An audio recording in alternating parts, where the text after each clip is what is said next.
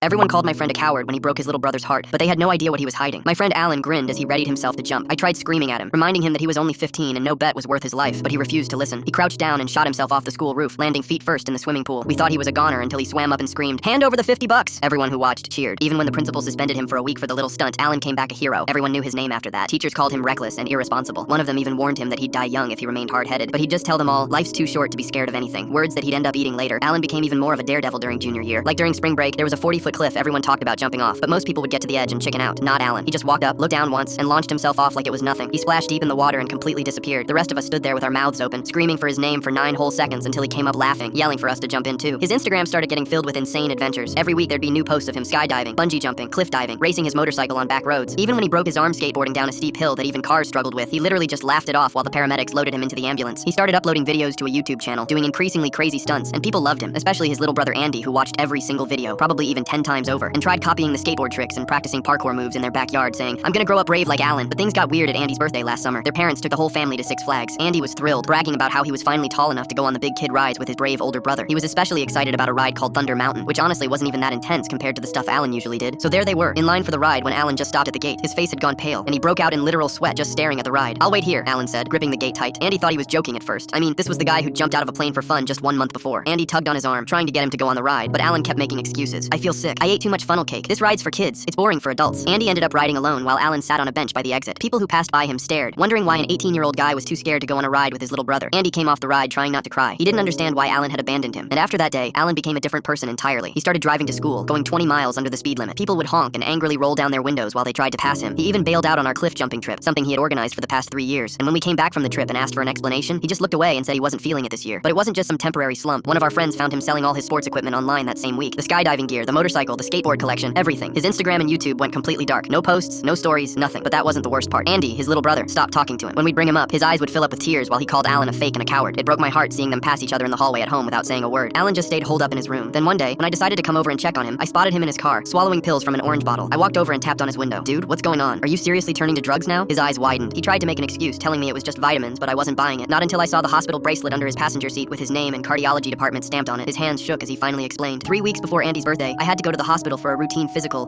for a sports scholarship. The doctor said he heard something weird with my heart. He ran some tests and they found out I had something called hypertrophic cardiomyopathy. Tears rolled down his cheeks. Any severe adrenaline spike could cause a heart attack. Do you know how heartbreaking it was to hear that I could drop dead from excitement? Why didn't you tell any of us? Or at least tell Andy? I asked, almost angry that I hadn't been around for him more. I didn't want him to grow up afraid of chasing his own adventures, he said, his voice cracking. "I'm going into surgery next month, and I think for the first time, I'm terrified. The doctors had given him a 50-50 chance of it working. That was last month. Today is the day of his surgery, and it might be the last. But he doesn't know that I'm about to do something he asked me not to do, but his brother deserved it." Full story on channel linked below.